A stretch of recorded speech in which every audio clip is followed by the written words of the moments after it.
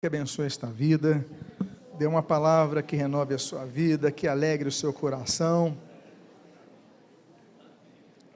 E o título da mensagem de hoje se denomina Éber no Carvalho de Zaananim, as 6 atitudes esperadas no serviço ministerial. Eu convido a que você abra a sua Bíblia. Eu vou pedir ajuda aos irmãos, porque não está funcionando aqui, no livro dos Juízes, capítulo de número 4. E aqueles que puderem se colocar de pé, eu convido que assim procedam para a leitura. Já está funcionando aqui. Do versículo de número 11. Juízes, capítulo 4, versículo de número 11. E assim registra o autor sagrado. Ora, Éber, queneu, se tinha apartado dos queneus, dos filhos de Obabe, sogro de Moisés, e havia armado as suas tendas até o carvalho de Zaananim, que está junto a Quedes. Oremos. Pai amado, Deus bendito, lemos a tua santa e preciosa palavra, e pedimos, Deus, fala conosco nesta noite. Fortalece nossa vida, renova a nossa fé e fala conosco, que desejamos te servir com excelência. O que nós pedimos, nós fazemos agradecidos em nome de Jesus. Amém e amém. Os irmãos, por favor, podem tomar os seus assentos. Israel vivia uma opressão de 20 anos pelo rei Jabim, rei dos cananeus. E essa opressão, ela foi tamanha que o povo foi sofrendo, e à medida que passa-se o tempo, passa-se uma geração que vai se acostumando, vai aceitando, vai percebendo que não há mais solução, mas depois de 20 anos começa a surgir uma nova geração. Aqueles que eram crianças, eles já têm uma idade para entender, nós podemos nos libertar dessa opressão. E aí o povo clama a Deus. E Deus então levanta uma mulher chamada Débora, e Débora então chama Baraque e fala, olha, levanta 10.000 homens de 2 tribos, Naftali e Zebulon, levanta esses homens, porque esse período vai acabar, esse período do domínio opressivo de Jabim vai acabar. Dentre essas 2 tribos, dos quais foram selecionados 10.000 homens, eu quero falar de apenas um deles. Eu quero, na verdade, falar apenas de Éber, mas eu quero falar apenas desse versículo, e pretendo não sair desse texto no decorrer desta mensagem, porque esse texto nos apresenta parâmetros para servirmos a Deus, o que Deus espera de nós no seu serviço. E a primeira coisa que nós aprendemos está no início desse versículo de número 11. Ora, Éber. Éber significa companheiro, aquele que está junto, aquele que está fazendo companhia. A primeira coisa que nós aprendemos no serviço ministerial é que, ainda que os chamados de Deus sejam individuais, essas pessoas são chamadas por Deus, elas precisam de outras pessoas para que o reino avance.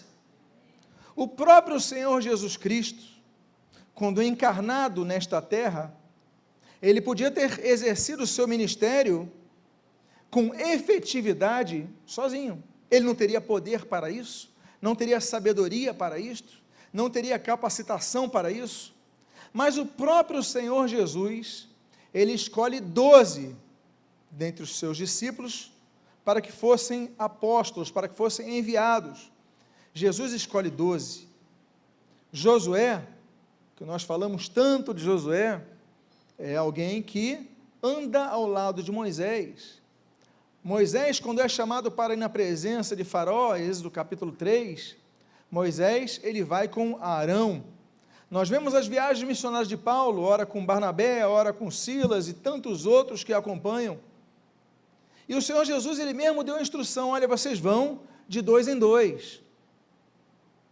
Ainda que o chamado seja individual, nós precisamos de outras pessoas para fazer a obra de Deus. Deus então começa a nos ensinar algumas questões. A primeira delas é que nós não podemos nos orgulhar de nossos feitos ministeriais, porque não fomos nós que fizemos, foi Deus que fez. E em segundo lugar, além disso, não apenas Deus fez, mas não fez tão somente através de nós, mas levantou pessoas para estarem do nosso lado. A primeira coisa que nós devemos extrair, Éber, companheiro, é que nós precisamos de companheiros, precisamos de companhia, precisamos de pessoas para nos ajudarem. Não apenas para executarem, mas para compartilharem. E o nome disso é unidade. A Bíblia diz no Salmo 133, como é bom, como é agradável, que os irmãos vivam em comunhão. O Senhor Jesus, Ele falou em João capítulo 17, a chamada oração sacerdotal, Ele roga a Deus Pai, dizendo, olha, para que todos sejam um, esse é o objetivo, é que todos sejam um. O objetivo de Deus é fazer com que nós sejamos uma família, como diz Gálatas capítulo 6, uma família da fé. Porque, meus amados, a Bíblia vai falar que nós precisamos uns dos outros. Romanos capítulo número 12, a Bíblia diz que nós somos membros uns dos outros, somos membros de um só corpo. Aliás, essa é uma figura que o apóstolo Paulo usa várias vezes, que somos membros uns dos outros, um é dedo, o outro é a mão, o outro é o antebraço, o outro é o braço, e o dedo só consegue trabalhar sozinho, se tiver inserido na mão, senão ele não tem utilidade. E mais, um dedo sozinho não consegue fazer muita coisa, porque para você agarrar alguma coisa, você precisa de outros dedos, não é isso? Você precisa de mais dedos para conseguir segurar alguma coisa na mão. Ou seja, o apóstolo Paulo trabalha essa figura dizendo que nós dependemos uns dos outros. Pastores precisam de ajuda. Pastores, pregadores, evangelistas, todos precisam do envolvimento de todos. Até porque a Bíblia diz, a Bíblia menciona através da primeira carta de Pedro, que Deus vai distribuir dons a cada um de maneira diferente. 1 Pedro 4,10. Um vai receber um dom, o outro vai receber outro. O fato é, que o apóstolo Paulo diz em 1 Coríntios capítulo 1, que o segredo é aquele, termos a mesma mentalidade, a mesma forma de pensar, estarmos pensando de forma unida, porque também não adianta, nós temos, ele fala assim, a mesma disposição mental e o mesmo parecer, porque também não adianta termos um grupo de pessoas que dizem, estou contigo, e na hora do trabalho, cada um diz, eu vou fazer isso, eu vou fazer aquilo, eu vou para aquele lado, eu vou para outro. Então, união não é o agrupamento físico de pessoas, mas é, dentre aqueles que estão andando em conjunto, eles avançam numa mesma direção, com o mesmo pensamento, com o mesmo objetivo. Isso, o nome disso é submissão, o nome disso é humildade, o nome disso é renúncia. Quando nós renunciamos algumas coisas para andarmos em comunhão, e aí a Bíblia vai nos mostrando. E nós devemos então andar assim, como a Bíblia ensina, em 2 Coríntios capítulo 13, não mais como peregrinos ou estrangeiros, mas como família de Deus. E aí há o crescimento este que é profetizado ali em Efésios capítulo 4, quando cada uma das partes, ela vai fazendo o seu papel, o braço faz o seu papel, o antebraço faz o seu papel, o dedo faz o seu papel, o outro dedo faz o seu papel, cada parte faz a sua parte. Então, juntas elas vão promovendo o seu crescimento e edificação em amor. O segredo do serviço, então, é a abnegação, não é apenas a presença, é dizer, não, eu estou contigo, vamos nessa direção, e aí nós caminhamos, e nós, juntos, somos mais fortes. Não uma junção física, mas uma junção de espíritos, na mesma direção. Éber, companheiro. Éber, companheiro. Aquele que faz companhia. É como Ruth para Noemi: olha, o teu povo vai ser o meu povo, o teu Deus vai ser o meu Deus, onde quer que tu fores eu irei. Isso é ser companheiro. Nós temos um companheiro que nunca nos abandona, o Espírito Santo de Deus. O Senhor Jesus nos prometeu isso, não falou tão claramente sobre isso em João capítulo 14, nós também devemos ser companheiros de nossos irmãos. Essa é a primeira lição que nós aprendemos para o exercício ministerial. A segunda lição se encontra na continuação desse texto, quando diz: Queneu se tinha apartado dos queneus. Amados irmãos, esse termo que está aí é Queini. Queini significa ferreiro. Ele era da região do sogro de Moisés. O sogro de Moisés, ele vinha da região dos queneus, que fica no sul de Israel, no norte da península do Sinai. Fica naquela região, no final do deserto, já caminhando para, então, o sul de Israel. Mas significa ferreiro, e essa segunda lição que nós devemos aprender, nós que queremos fazer a obra de Deus. Quando nos lembramos do ferro, nos lembramos muitas vezes já dos produtos manufaturados do ferro. Mas nos esquecemos que o ferro, por exemplo, ele na natureza ele se apresenta como forma de minério, como se fosse uma pedra. E quando essa pedra é colocada sobre intenso favor, ela vai se tornando um líquido. E através desse líquido, as pessoas vão dando formas aos produtos do ferro.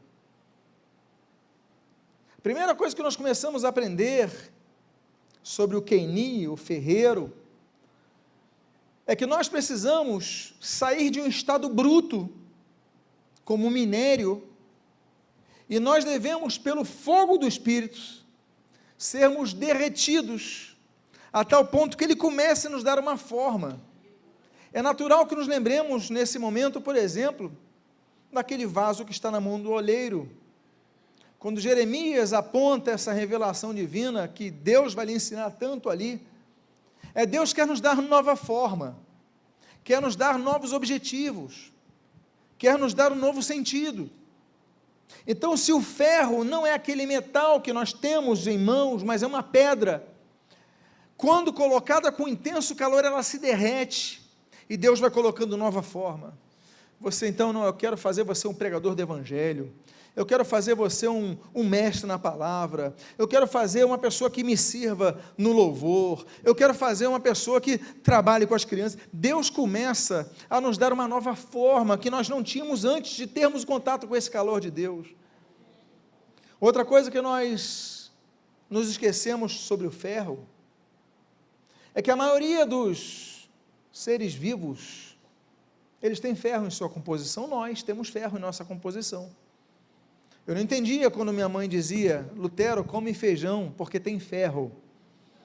Quando eu era criança, eu ficava muito, mas muito impressionado, como o feijão que eu mastigo não quebra meus dentes, tem ferro.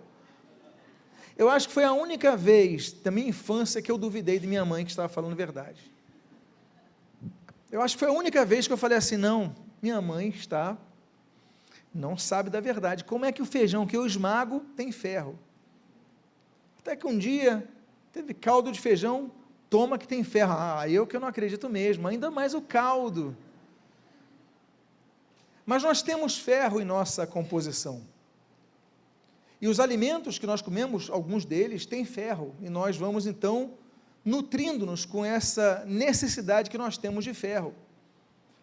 Por quê? Porque se não tivermos ferro no nosso corpo, nós começamos a ficar anêmicos.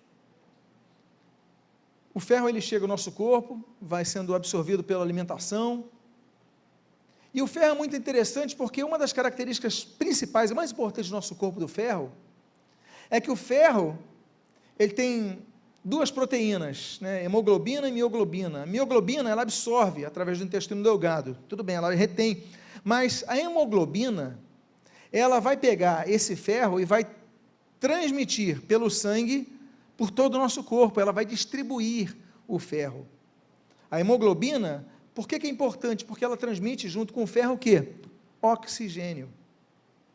Nós precisamos estar oxigenados. Se não tivermos ferro, a gente vai ficando anêmico, a gente vai se esquecendo das coisas, não é verdade? Quem já teve anemia aqui, você fica mais, não presta mais atenção, fica mais sonolento, por quê?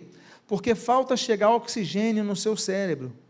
Então pessoas que têm uma carência na infância, por exemplo, de comerem alimentos com base em ferro, elas podem ter um futuro prejudicado em relação à sua atenção, à sua memorização. Quando nós damos aula, eu sempre percebo em alguns casos, alguns alunos, o seguinte: é possível que essa pessoa tenha tido carência na sua infância em relação à absorção de ferro.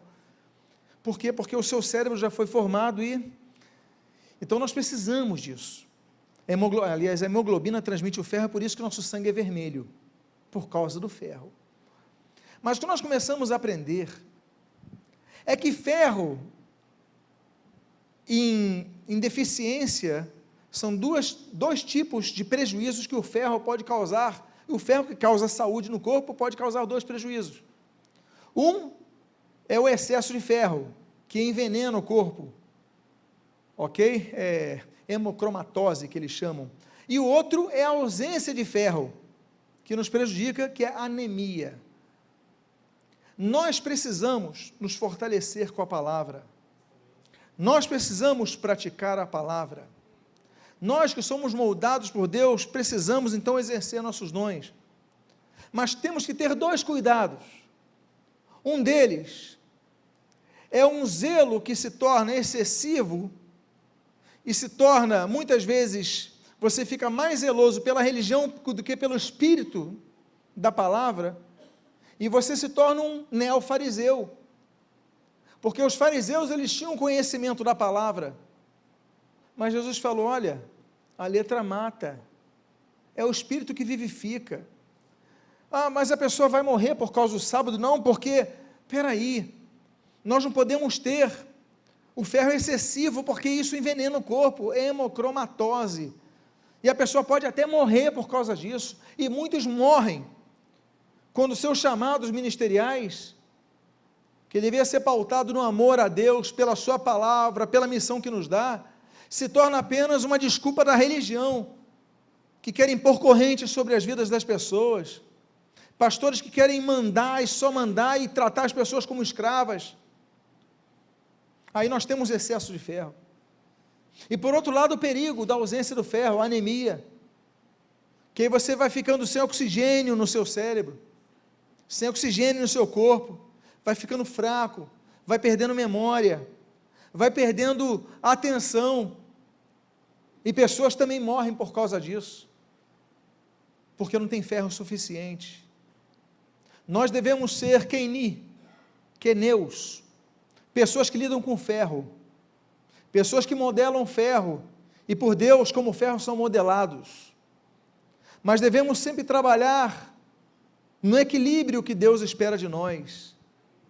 Esse homem, Éber, era um homem de ferro, era um homem queneu, era um homem que foi separado por Deus para ser moldado, e assim nós queremos, que Deus me use, que Deus te use, que Deus o use, que Deus a use, que Deus use a cada um de vocês, para que Ele possa colocar você como um ferro, forte, mas que você não possa usar isso para destruir vidas, por imposições que são meramente humanas, mas que você possa ter o equilíbrio, nem uma tolerância extrema, porque tem aquele que não tem a palavra, não se nutre na palavra e vai aceitando qualquer coisa, e o pecado entrando na igreja, não, mas ao mesmo tempo não pode ser aquela pessoa inflexível. Lembre-se, quando no calor, o ferro se torna maleável.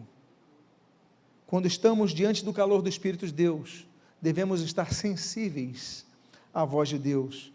Deus falou: não, Deus, não vou fazer não, porque eu estou aqui nessa função, estou aqui nessa... Deus falou: faça, sirva. Não, mas, não, eu fui chamado para ser pregador às nações, e o pastor quer que eu varra a calçada da igreja. Não, não é o Espírito, não é o diabo que está me chamando. Aí você é inflexível, seja sensível à voz de Deus. A terceira lição que nós aprendemos está na continuação desse versículo, quando a Bíblia diz: dos filhos de Obabe, sogro de Moisés. Dos filhos de Obabe, sogro de Moisés. Hobab significa estimados, uma pessoa querida. Olha que nome bonito que o pai dá a esta pessoa, Hobab, querido, estimado. Não é bonito? Na igreja nós desenvolvemos relacionamentos que nos trazem o vínculo da estima, que gera amizade. Aliás, Hobab é parecido com Habib, que significa amigo. Hobab estimado, Habib amigo. Mas ali você desenvolve amizades, relacionamentos. Mas existem momentos em nossa vida, daqueles que querem servir a Deus, que Deus exige de nós, que nós saiamos de nosso conforto, daquela comunhão agradável, e possamos obedecê-lo na sua seara. Por exemplo, o chamado missionário. Deus chama uma pessoa para o campo missionário: você vai sair da tua terra, você vai lá para Tarsis, logo para Tarsis, você vai para o interior de Minas Gerais, você vai para os rincões do Rio Grande do Sul, você vai para o meio da Amazônia, você vai para a África, você vai pregar o evangelho em outro local. Aí você fala assim: mas Deus, está tão boa a minha igreja, eu gosto tanto dos cultos, eu gosto tanto, estou envolvido aqui no louvor, eu estou trabalhando para Ti na evangelização. Mas quando Deus nos manda sairmos de um lugar, muitas vezes o nosso maior desafio não é enfrentar o diabo, mas enfrentar a nossa própria vontade. Por isso que evangelho significa renúncia. Devemos aprender a renunciar à nossa própria vontade para seguir a Deus. A Bíblia diz, por exemplo, em Gênesis, capítulo 12, Deus fala para Abraão: Abraão, sai da tua terra e da tua parentela, da tua família, do meio que você está. E Abraão, que é o pai da fé, ele vai e obedece. Ele teve que sair do seu conforto para obedecer aos chamados de Deus. No capítulo seguinte, capítulo 13 de Gênesis, nós temos um outro caso. Ló. Deus fala assim: Ló, sai de Sodoma. E Ló, então, ele tem dificuldade de sair. Olha os dois modelos de uma mesma família. Abraão sai, obedece. Ló não sai. Ele falou: vou trazer juízo nessa cidade. E aí nós temos aquele embate, aquela dificuldade da saída, e por fim, quando sai, ainda tem aquela questão da esposa de Ló, que olha para trás, tendo o desejo de não sair. Conflitos de pessoas que Deus chama a trabalhar na obra. Quando Deus nos chama a trabalhar na obra, nós devemos apenas dizer: eis-me aqui, envia-me a mim. Como disse Isaías, fala, que o teu servo ouve, como diz Samuel. Que o nosso desejo seja aquele desejo que o Senhor Jesus nos ensina, em João capítulo número 4, versículo 24, que Jesus nesse capítulo ele vai falar sobre a vontade de Deus. Ele fala assim: pois o meu alimento é fazer a vontade de meu Pai, isso que é o meu alimento. Deus muitas vezes manda nós sairmos. 1 Reis, capítulo número 19, Elias só ouve a voz de Deus quando sai da caverna. 2 Reis, capítulo 2, foi necessário Eliseu sair da sua casa para Deus falar. Ezequiel capítulo 3, Deus fala assim para o profeta: sai e vai para o vale, pois ali falarei contigo. Deus podia falar com ele na montanha, Deus podia falar com ele na cidade dele, mas ele falou: você vai para o vale, porque é ali que eu quero falar contigo. Muitas vezes Deus não quer falar contigo dentro da caverna, como no caso de Elias, ali em 1 Reis 19, Deus quer falar contigo saindo de uma zona de conforto. Há pessoas que só ouvem a voz de Deus quando saem da zona de conforto, quando vão para o vale, quando vão para a prova, quando está tudo bem, não ouvem a voz de Deus. Aí Deus fala, como falou para Ezequiel: sai e vai, que eu vou falar contigo, mas no vale. Eu vou falar contigo na dificuldade. Eu vou falar contigo, e ali quando você sai, você começa a ver coisas que você nunca viu. Você começa a entender o que Deus quer fazer contigo na sua obra. E muitas vezes estamos servindo a Deus, não como nós queremos, onde nós queremos, mas é ali que Deus quer nos ensinar, nos moldar, nos levantar, nos usar. Isso de fazer a vontade de Deus, o próprio Senhor Jesus.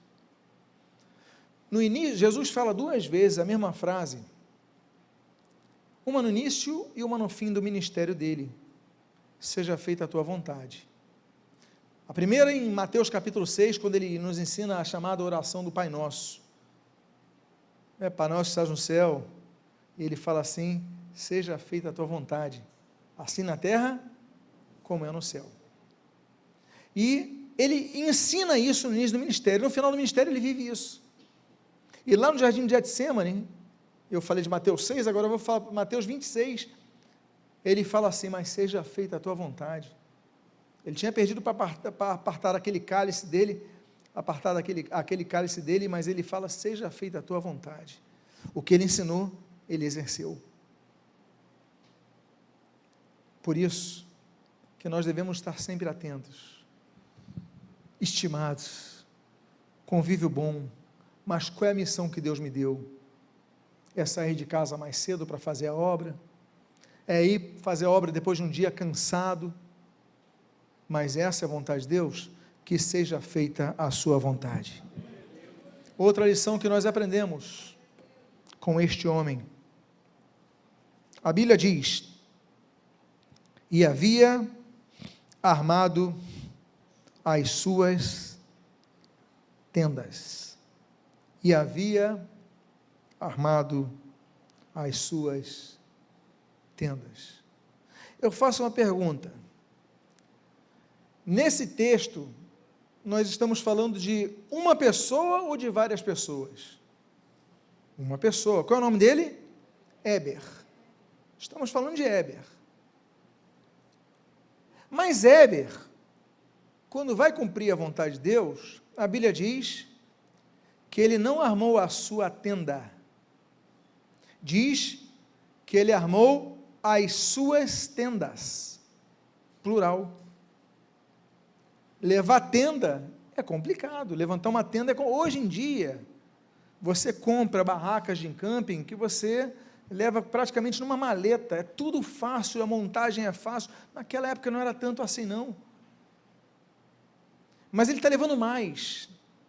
O que nós começamos a aprender com isso? Se ele vai para fazer a vontade de Deus, a obra de Deus, ele vai visando alcançar mais vidas.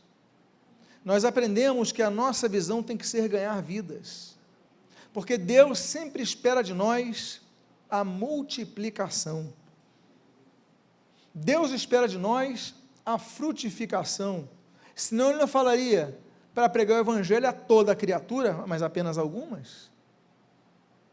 Senão ele não falaria, a Bíblia não citaria em Atos 1:8, os confins da terra. Ficaria na Judéia, ficaria em Jerusalém, na Judéia, talvez até em Samaria, o máximo, a vizinhança, mas ele fala confins da terra. Ele não falou de fazer discípulos em todas as nações.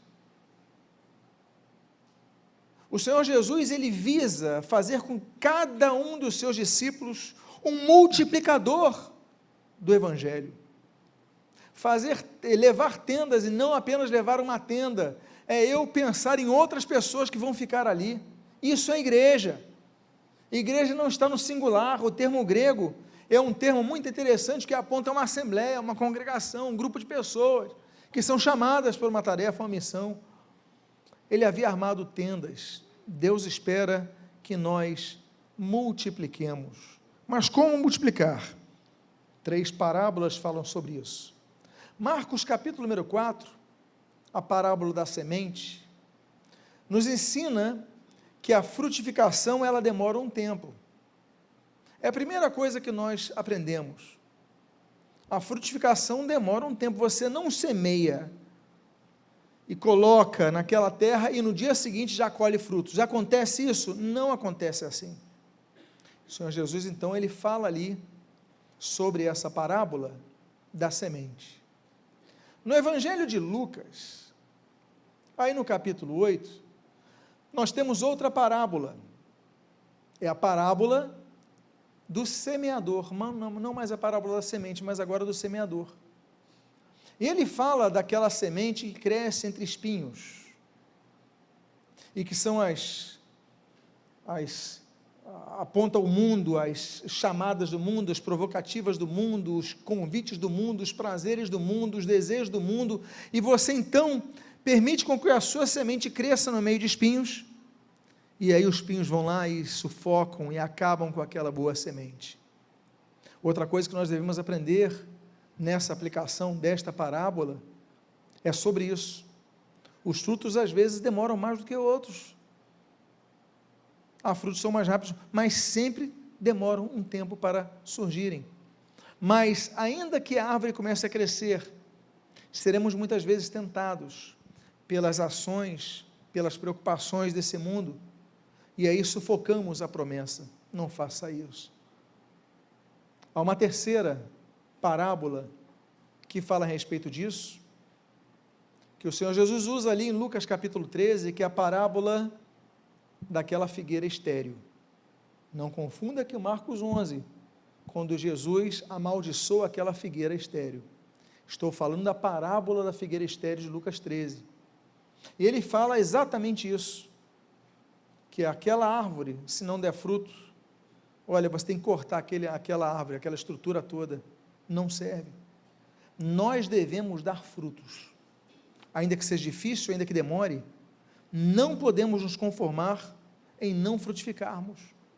O problema de muitos ministérios é que ministros, eles se conformam com a não frutificação, pelo fato de terem um título.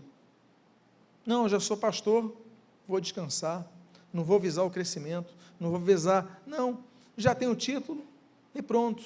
Não, já sou diácono, já sou, você não, nós devemos procurar, Mateus 25, de 14 em diante, nós devemos frutificar. Deus nos confiou um talento, não é para enterrarmos, é para multiplicarmos em 2, se deu 2 são 4, se deu 5 são 10, e o que deu mais frutos, Deus ainda dá o outro, tira do outro para lhe dar. Então nós devemos frutificar cada vez mais a Deus, armar tendas, que você possa, na sua caminhada, sempre perceber, eu preciso armar mais tendas, abertura de igrejas, outros cultos, reunião de oração, não sei, abrir novas alternativas, nós só não podemos ficar parados. Pense em algo, você com certeza vai ser criticado, você com certeza, muitos não vão enxergar a tua fé, mas olha, quando você pegar o seu cavalo, você em vez de colocar uma tenda, coloca 2, porque Éber armou as suas tendas. Uma outra lição que nós aprendemos, e essa é a penúltima lição, é a que você está lendo aí, na continuação desse versículo 11, do qual não saímos, até ao carvalho de Zaananim, até ao carvalho de Zaananim.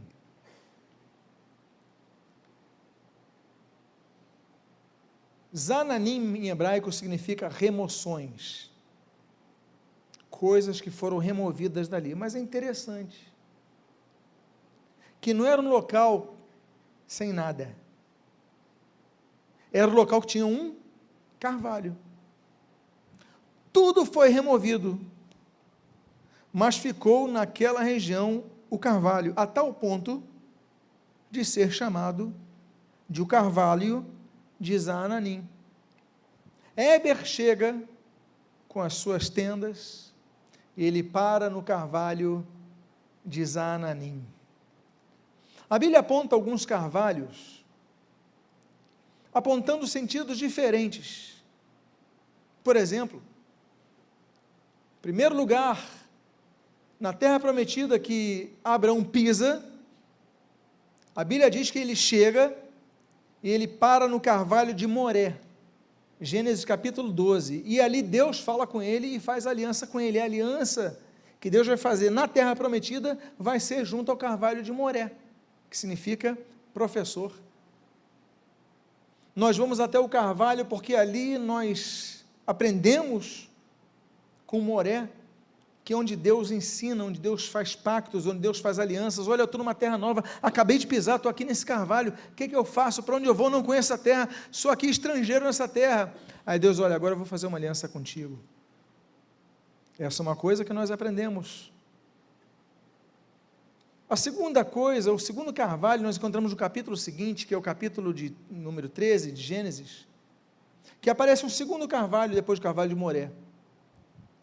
Tinha havido a separação de Ló,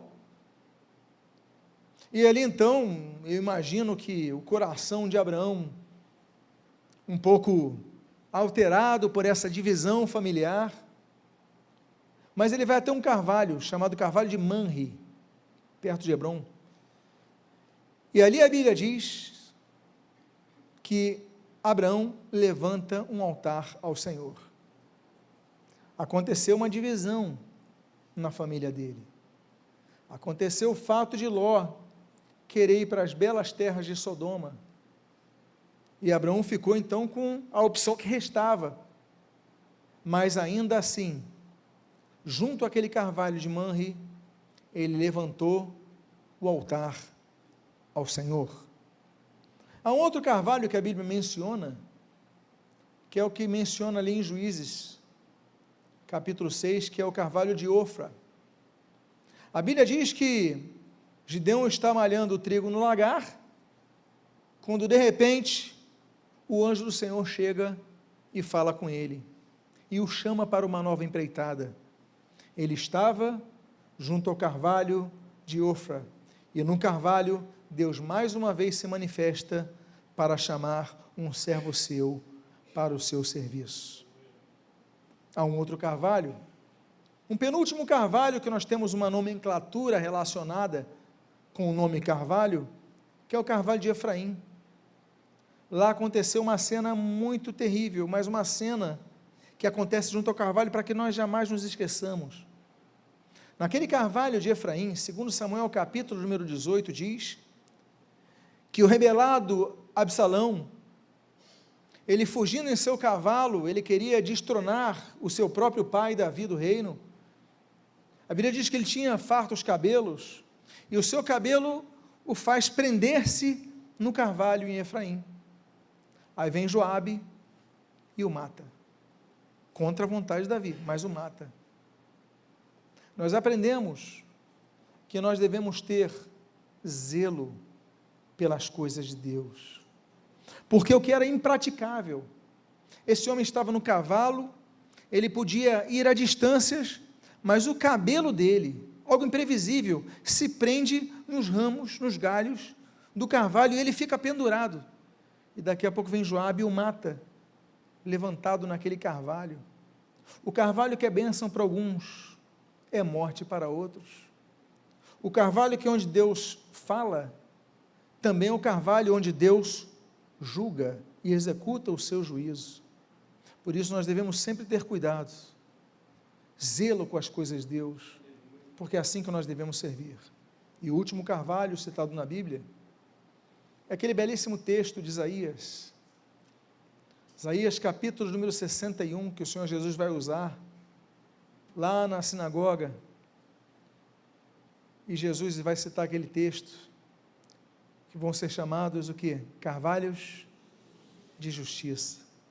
A profecia apontava que os carvalhos de justiça seriam aqueles que ouviriam a mensagem do Evangelho, se tornariam carvalhos de justiça. O carvalho que traz força, que traz estabilidade, que traz grande sombra, é o carvalho onde Deus fala, onde Deus executa o seu juízo. É um carvalho que tem que ter uma característica, carvalho de justiça. Por isso, que na única menção da palavra fé no Antigo Testamento, 231 menções da palavra fé, mas a única no Antigo Testamento está em Abacuque 2,4, que é repetida, replicada 3 vezes no Novo Testamento, e ali diz, o justo viverá pela sua fé. Tzadak, justo, aquele que pratica a justiça. Carvalho de Zananim, coisas foram removidas, Zananim, mas o carvalho está ali. Nós devemos chegar em locais onde foram removidas as luzes do Evangelho, a palavra de Deus, o respeito pela obra, o amor pela palavra, a vida cristã. Foi tudo removido, mas espera aí, não foi tudo. Ali existe um Elias, e Elias existem 7.000, e olha, ainda que a execução venha, mas ali tem um carvalho que é um carvalho de justiça. Diga à pessoa que está do seu lado que você seja esse carvalho de justiça. E por fim, a última lição, finalizando esse versículo 11, sobre o qual nós nem saímos essa noite, mas o que nos importa compartilhar, está tudo nesse versículo. A 6ª lição está nesse final do versículo 11, que diz, que está junto a Quedes. Quedes, Kadosh significa santo, Quedes significa lugar santo. Por fim, a última coisa que nós devemos nos lembrar, é que onde nós pisarmos, a planta de nossos pés, ali será lugar santo. Êxodo capítulo número 30, diz que Deus habitava ali num lugar santo, naquele tabernáculo que nós falamos aqui. E as pessoas pensavam que Deus habitava somente naquele local. Quando naquele local Deus manifestava assim a sua glória. Mas Deus não habitava só naquele local. Porque no mesmo Antigo Testamento, na mesma aliança, pré-graça, Deus fala em Isaías capítulo 57, olha, eu habito no alto monte santo, e também no espírito quebrantados e contritos, ali eu habito. Deus sempre declarou que habitava nos corações. É o local onde Deus quer habitar. Santidade é um recurso? Não. Santidade é um estado que nós devemos viver. A Bíblia diz, 1 Tessalonicenses capítulo 4, e esta é a vontade de Deus, a vossa santificação. Hebreus capítulo 12, versículo 14, sem santificação, ninguém verá o Senhor. E por fim, a ordem do Senhor, em 1 Pedro capítulo 1, olha, sede santos, porque eu sou santo. Seja separado, porque eu sou separado. Se separa desse mundo, porque eu me separo desse mundo. A nossa intervenção nesse mundo é por amor, é para salvar, é para ganhar vidas, porque nós não somos desse mundo. Eu quero convidar a você a ficar de pé nesse momento. Eu quero convidar a que você, ao ficar de pé, feche seus olhos.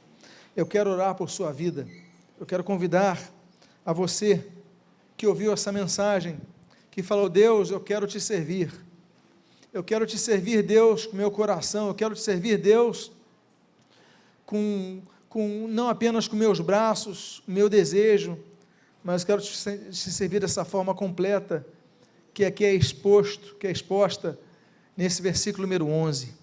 Que você comece a orar agora pedindo a Deus que abençoe a sua vida, te fortaleça.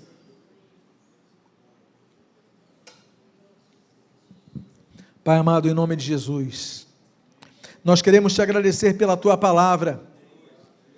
A vida de Éber, que para muitos foi apenas o marido da grande heroína de Israel, chamado Jael, que matou Cícera. Pai amado, que livrou Israel, sim, Pai, mas não, Éber tem muito a nos ensinar. Tem a nos ensinar sobre tantas coisas que nós devemos fazer para te servir em tua seara. Pedimos, Pai, abençoa-nos, usa-nos, fortalece-nos, e que possamos te servir de maneira, Senhor, amplificada. Tu possas olhar a nós e nos usares de maneira plena, como tu queres usar, Pai. Abençoa-nos nosso serviço ministerial, abençoa as igrejas onde nós servimos. Deus, que sejamos mais frutíferos, visionários, trabalhadores, inconformados com este século, Pai amado, e que tu venhas a nos usar de maneira grandiosa, Pai. Abençoa as nossas vidas, abençoa o nosso ministério, abençoa o corpo pastoral desta igreja, o corpo episcopal da denominação, os diáconos, professores de escola dominical, operadores de som, berçaristas, evangelistas, introdutores, enfim, Deus, abençoa cada servo teu, e que nessa passagem de Éber nós possamos extrair, Pai, todos esses ensinamentos, e não apenas nos cientificarmos deles, mas podermos aplicar eles em nossas vidas. São as tuas bênçãos que nós rogamos, e nós te agradecemos em nome de Jesus. Amém e amém. Diga à pessoa que está do seu lado, seja como Éber. Deus te abençoe. Diga à pessoa que está do seu lado.